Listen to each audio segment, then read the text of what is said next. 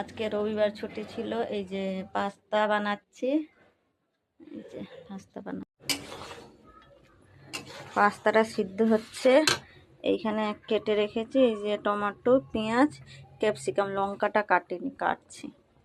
হোক, এটা একটু সিদ্ধ হয়ে যাক। ঢালছি।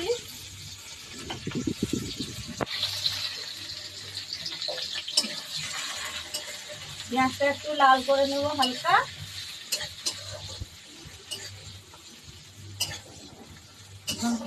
ঠিক আছে, ক্যাপসিকাম দিচ্ছি,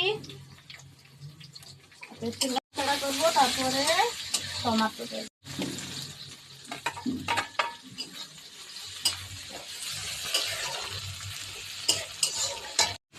फिर मैं अपना ग्रेड कराऊंगा। हल्दी का तो कलर आएगा, हल्दी का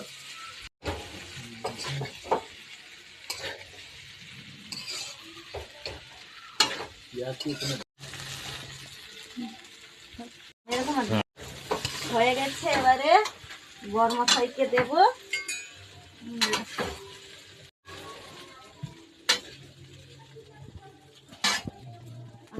স্মেলটা খুব সুন্দর আসছে।